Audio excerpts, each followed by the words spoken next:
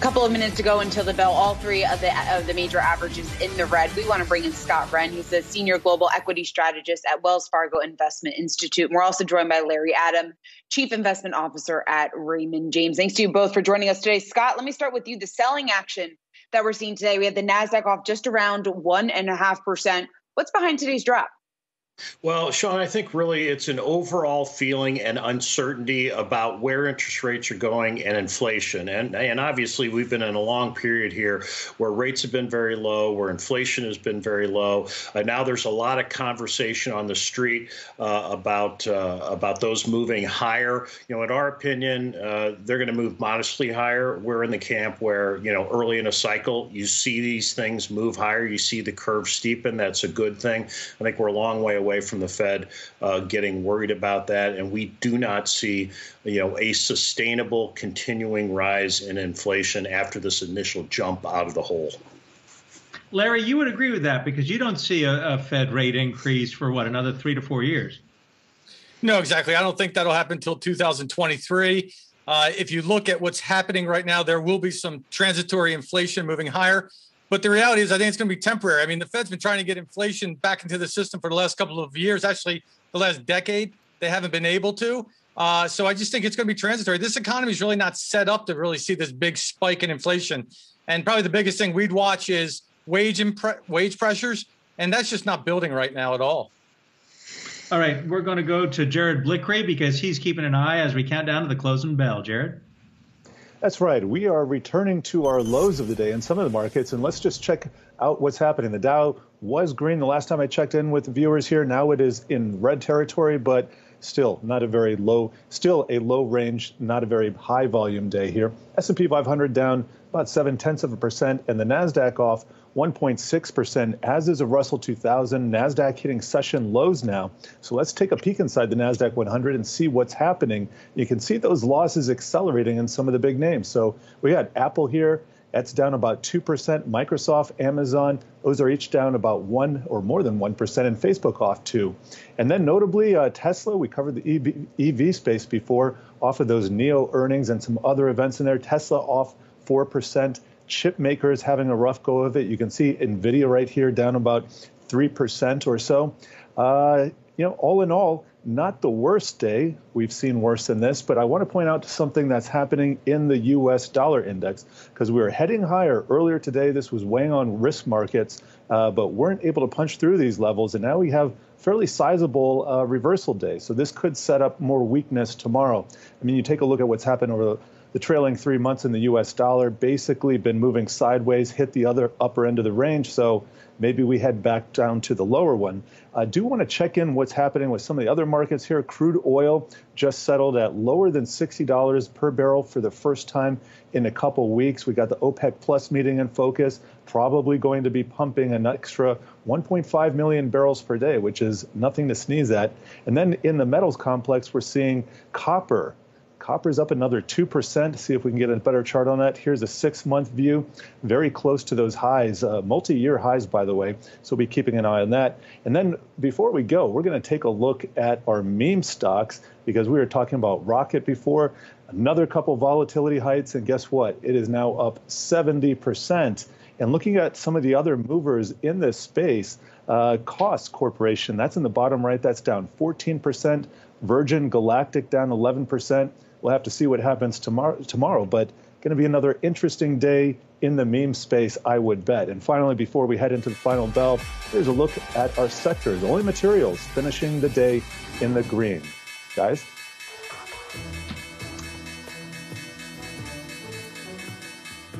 We have hit the closing bell. There's the gavel, and here's where we're going to settle on Wall Street. It looks as if we're going to see the Dow close down 145 points.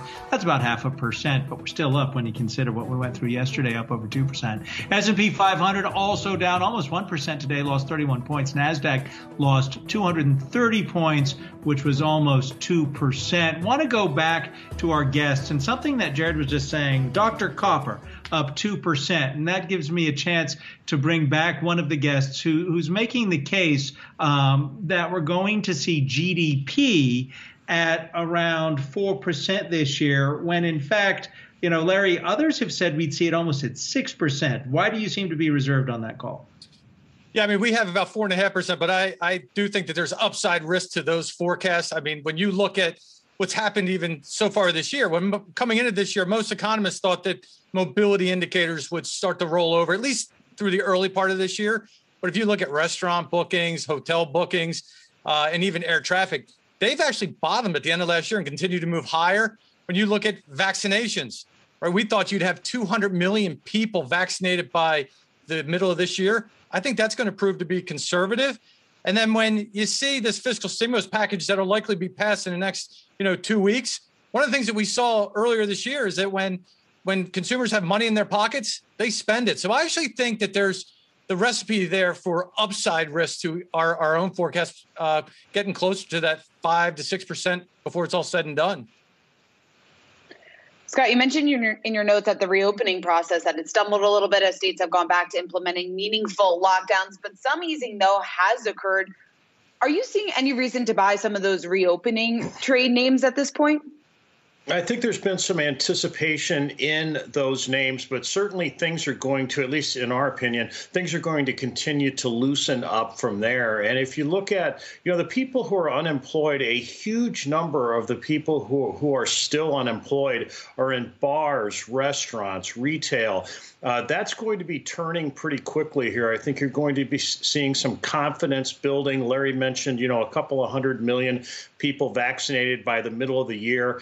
Really, if you look at the stats at the current pace, I mean, you could have about 90% of the population vaccinated by sometime in October.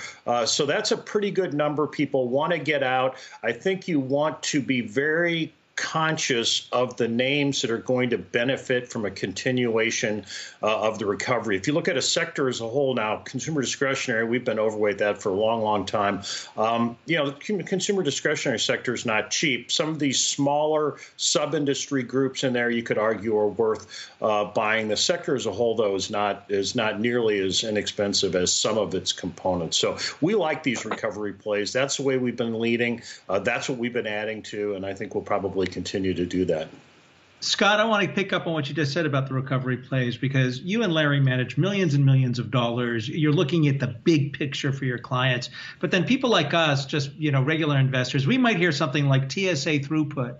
Last Thursday, it was 1 million people. First time it's been 1 million people since the lockdown when we weren't in a holiday or weekend. What does that mean? People are traveling. Would you then, Scott, say, okay, in the recovery play, look at airlines, look at cruise lines, because the cruise lines are saying they're not going to start resuming really till June. But is now the time to maybe look at those as purchases? Well, Adam, that TSA number, I like to look at that number myself, and we're finally seeing some bigger numbers, and I think that's part of it. But if you look at a sub-industry group like airlines, and I mean, we like industrials, we like materials, that's kind of an overall global play with the industry groups that really are large cap within that. But, something like airlines, historically, that's a trade. That's not necessarily an investment. So for us, that recovery play is a good one. You're likely to see these numbers in terms of airlines, increase without a doubt as people are more confident. So those types of plays are very interesting. But realize if you're looking from a sector basis, that is a very, very small subsector, sub-industry group within that sector. That's not what's going to be driving the sector as a whole. Larry, what do you think is going to be driving the market action over the next couple of months? I guess, where are you finding opportunity? So getting back to the reopening trade, I think you do have to be a little cautious. There's been a lot priced into those stocks. And what I mean by that is if you look broadly at a lot of these industries that you guys were talking about, whether it's, leisure facilities, airlines, hotels, resorts, those types of things, when you look at the earnings, a lot of those companies aren't going to have earnings this year, and they're not expected to have earnings next year. Yet their prices are either slightly below or even positive since where they were pre-COVID. So I actually think that those are the areas that have actually gotten more expensive in the market. I'd rather be in areas like healthcare, some of the tech areas where, yes, they've had rallies, but the earnings power has really kept pace with that rally that we've seen. And I actually think that they're cheaper. The other point I'd add is that selectivity is critical. So you were talking about airlines. I think you have to be very specific and look at what their business models are, because if that airline, for example, has a lot more exposure to the business traveler or international traveler, I think that's a little bit further off. I think you're going to see more of the retail person going back into travel before you see that business and international travel really coming back to full capacity. Larry, what about energy, though? That sector, obviously March of last year was terrible. Now, for the first time, the sector is positive because we hit the low last year. Yet there's still room for growth as this global economy recovers. So is that, that's not priced into expensive oil today, roughly $60 a barrel. Well, we're more neutral on the energy sector because our target for oil is around that $60 per barrel level. I think when you look at what's happened to oil, we've seen the demand side start to tick higher. But I think going forward, we're now going to see the other side of that, and that's the supply response. And now that you're seeing the fact that oil is at $60, that means that you're going to see a lot more production here in the U.S. because at that level, that's above the break-even level. So that incentivizes a lot more production here in the U.S. And then you're likely going to see OPEC start to increase their production. So as that supply ticks higher, I think that ultimately puts a lid on where oil can go from a price perspective. And I don't think that's going to continue to have its performance that it's had here over the last, couple of months. Scott, when it comes to inflation, I think that's another thing that's been on investors' minds here over the last several months. We were just talking to our markets guest in the last hour about it. From your perspective, though, are you seeing any potential headwinds going forward in regards to inflation, at least this year? Well, I think for us, we came into the year with a little bit over 2% in CPI as far as what we thought it would do this year. I think that's probably a little too conservative. So our interest rate, where we thought the 10-year was going to end the year, which was around 1.5%, that's probably a little too conservative. So once again, I think it's really important to understand why these rates are going up. And if you're positive on the forward look, we know we're going to get some volatility because people are going to be nervous about inflation, about higher rates. And if you have an opinion that they are going to only be modestly higher, you need to look at these pullbacks as opportunities to buy. The headwinds for inflation in all the developed world. Inflation is a global thing. No longer, Germany has one rate, US's is dramatically different, the UK's is dramatically different. Everybody's inflation rate in the developed world converged at a very low rate. So inflation is global. You need tight capacity. You need robust growth. And we're going to bounce out of that hole. But for us, that's a headwind. We're going to see plenty of good technological advances as we have for really the last 20, 30 years that help keep a lid on inflation. So for us, we can think of a lot of arguments why after this initial bounce out of the hole that we don't see inflation up and running and just, the Fed reacting to that in a negative way. Hold on right there. We're going to go to Jared Blickery. He's got earnings for us from HPE. Jared? Yeah, nice boosting their full year forecast here. And we'll get to those numbers in a second. First, I want to go over their first quarter results. Net revenue coming in, and it's a nice beat, $6.83 billion, down slightly year over year, but it is higher than what Wall Street estimated, $6.74 billion.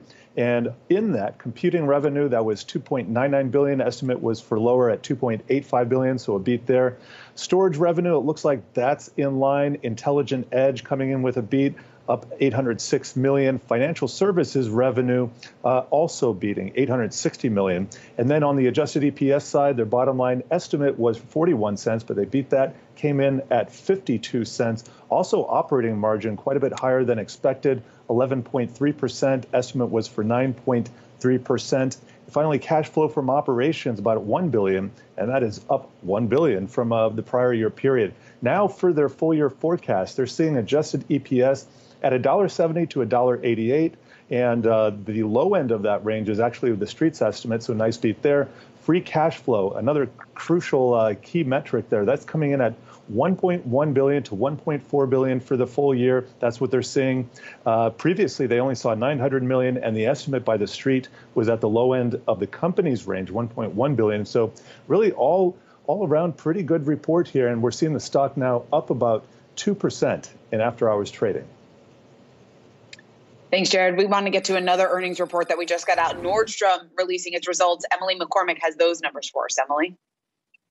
That's right, Sean. And we did see Nordstrom actually beat consensus expectations on the top and bottom lines in its fourth quarter results. Those net sales coming in at $3.55 billion for the fourth quarter ending in January.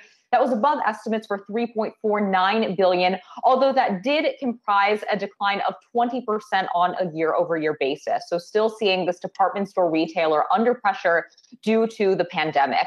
Now, taking a look at digital sales, those represented 54% of total sales compared with 35% for the same period last year. So as we've seen with a variety of retailers, Nordstrom also getting a boost here in the e-commerce portion of the division because of new consumer shopping trends.